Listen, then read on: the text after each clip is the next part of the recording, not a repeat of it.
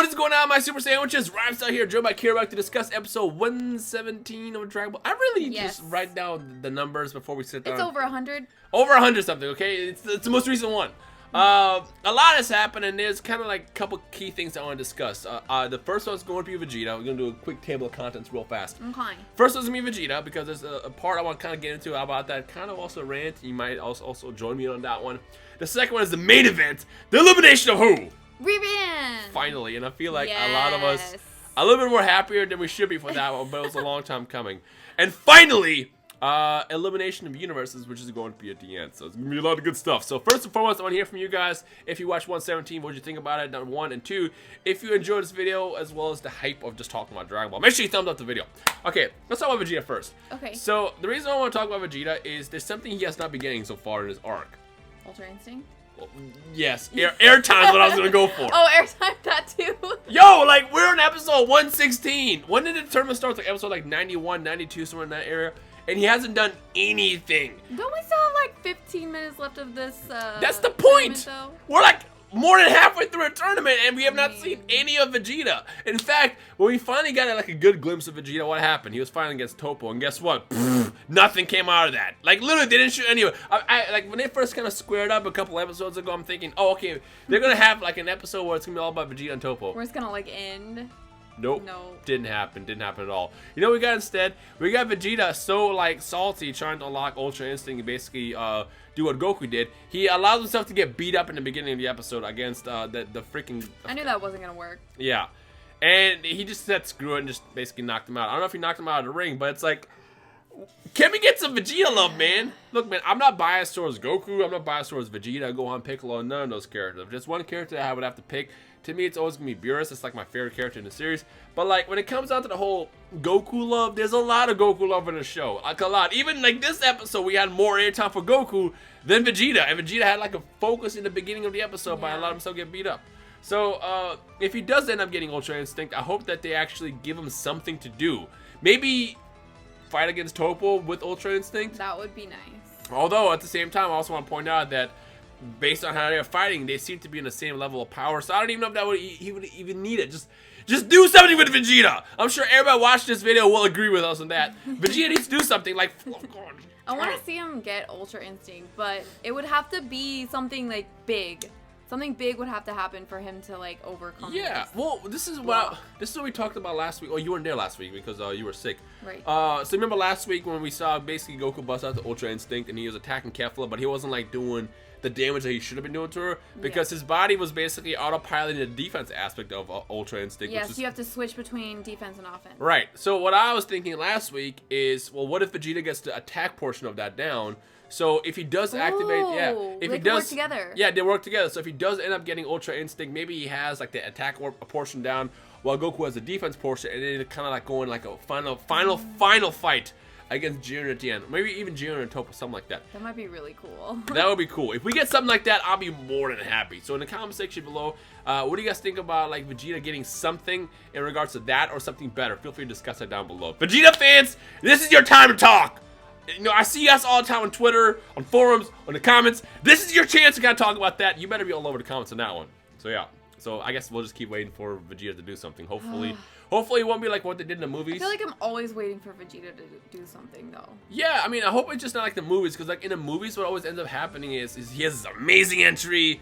He does nothing, he just gets beat up in every single movie ever. It's like, yeah, Vegeta! It's like, he shows up on playing on New Namek when Cooler's there, and it's like, how did you even get here? Doesn't matter, I'm Vegeta. What happens next? He gets beat up. Yeah, so I hope that they stop doing that, man. Vegeta's a cool character. I know. Also in the comment section below, if you had to choose between Goku and Vegeta, I kind of want to split the fan base down. So are you Team Goku or Team Vegeta? Comment down below. In fact, I'll throw up a poll. If I remember to throw up a poll in the corner of this video, I will also do that, Goku Vegeta. So have fun with that one, but we'll be nice to each other. Okay, now the main event. Okay. Ribrianne is finally out! Okay, so the first thing I want to say is I was wrong. Remember when I said many times now that I feel like because her character is getting so much screen time, maybe she has like an important role later. Like let's say she ends up winning the tournament, being like the person that just kind of is there, and then she gets to wish. That didn't happen. That didn't happen at all. Instead, we got this like finale between Ribrianne and Rosie versus 17 and 18. And that's something I've been wanting to see since like they announced that both 17 and 18 were going to fight in the tournament. I will admit, okay, last episode when we saw like the preview, I was not excited for this episode. I wasn't but it wasn't that bad. To be fair, I wasn't excited just because I'm so tired of Ribrianne. Exactly. And seeing her get knocked out in this episode was just so rude. I'm sorry if you like Ribrianne. I'm tired of her face because like the thing is, if you're gonna give a character this much airtime just for her to do nothing, it's like you wasted all our time. It's like you guys got knocked her out forever ago. So I'm just happy that she's out. Oh, can we talk about Zeno-sama when he did the that was the cutest thing ever. Yeah, I think Zeno-sama, both of them had like the highlight of this episode. Oh my gosh. I'm glad you brought that up because I wanted to talk about that. That was literally like the best scene in this whole arc. The one thing that bugs me on Ribrianne, this is the thing, this is what I don't like about her character, and it's shiny even more in this episode. She's all about love, right? If you're all about love, you should be able to see love when it's there, right? Right, love recognize love. Yeah. Right? She didn't recognize it at all. In fact, when she saw her in 18, when she saw 18 and Krillin like disgusting, it's like he doesn't have a nose. How can he love that thing? It's like, where the hell's the where's the love there? So messed up. Where's the love there? Like you're literally watching 18. That's literally the definition of love. And you mean to tell me that that's not love? Get out! No, you're banned. Universe 2 is banned for that. So yeah, like I just her character has so many problems. So many. She's basically like an idol of her universe. They even brought out the glow sticks. The glow sticks, which powered her up, I guess. Well, it's to me that's kind of like when the like in Japanese concerts, idol concerts, you bring out the glow sticks. You do the wotoge like I'm a just weeb. weeb it out. So many weebs. But yeah, like the cool thing about this episode was I love the team up between 17 and 18 and the way they were able to basically like because they're twins, the way they can communicate. Well, I don't know if they were actually like communicating telepathically. I just assumed they had this whole the twin connection and basically using Ribrianne's and Rosie's attacks against each other. I thought it was really, really dope to the point where literally Ribrianne was one that knocks out Rosie. That was hilarious. And then she tried to save her, but nope, 17 stopped her. And ultimately, we see the final clash between 18, who was also trapped in the big armor, whatever it's called. Big amor, big heart is what the translation for that is. Amor? Yeah, amor is heart in Spanish. Yeah. Or my love. Yeah, that one. She gets caught in that, but it's like with the power of her own love, she overcomes Ribrianne, who's all about love, and knocks her out. Literally puts a hole in her head, and she's gone finally. Finally. And now the question is the elimination of universes. So it says in the next episode, universes vanish. Okay, so we have Salnel, Purina, the Namekians, who are the last two left on Universe 6. And then you have basically the B squad, the C squad that's left in Universe 2. Yeah. The robot-looking guy, the guy with the weird eyes, they're all left. And they're all actually attacking Goku. Now, granted, they might not be the strongest. They're pretty weak. Goku's still pretty beat up. In fact, fighting Jiren and fighting Kefla, he couldn't even stand. Yeah, he was pretty much knocked out. But I'm sure someone's going to jump in. Then again, if Piccolo and Gohan try to jump, I'm sure they're going to get stopped by Universe 6. It's going to be a clash next week. Now, I feel like next week, my first thought was, oh, they're going to eliminate Universe 6. It's obvious because Kefla's gone. I don't see the Namekians doing anything. I'm sorry if you're a Namekian fan, but like, I just don't see Salnel and Purina doing anything. The next episode preview did mention that they have the unlimited regeneration, which we've seen in Piccolo. But if it's anything like it is on Universe 7 Namek, it doesn't really mean anything. Because, like, you lose stamina and basically energy or ki when you use regeneration. So you just can't keep doing it.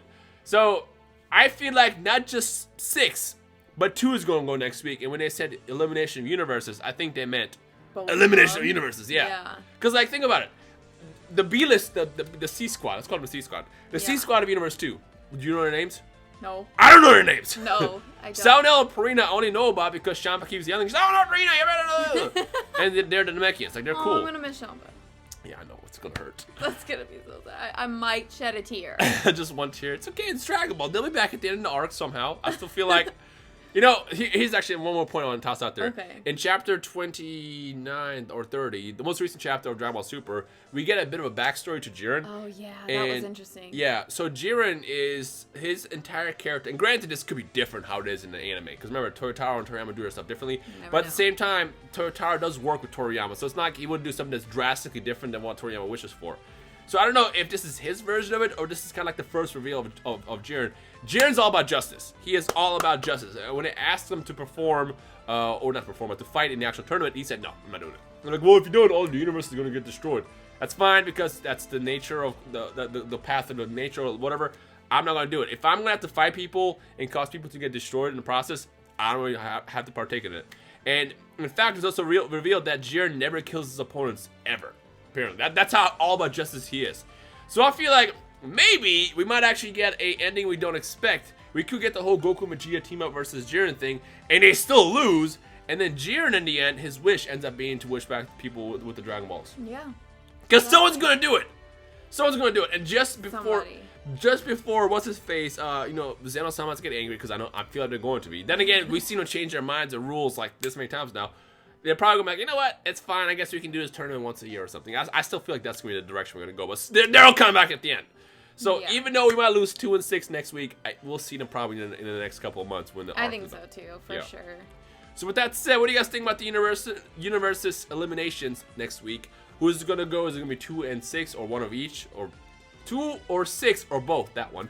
And then as far as Jiren being the savior in the end, because he's all about justice. If he's all about justice, he's not gonna let these guys die for no reason. And I feel like he's also gonna kind of get attached to Goku because Goku's character is all about this. I mean, we've seen the biggest bad guys turn on Goku and be like, you know what? I guess he's not that bad. Even Frieza was still kind of a scumbag and probably would kill Goku with the chance he gets. He definitely would. Even Frieza's kind of like, you know what? I guess he's not a bad guy. Like, yeah. I don't know. Let's just discuss all that in the comment section below. So feel free to just talk whatever you want about as far as 117 and next week. You got anything else? Nope. I'm sure we might have missed a detail or two. I mean, we had those guys in the beginning, but again, they're irrelevant just to the C Squad.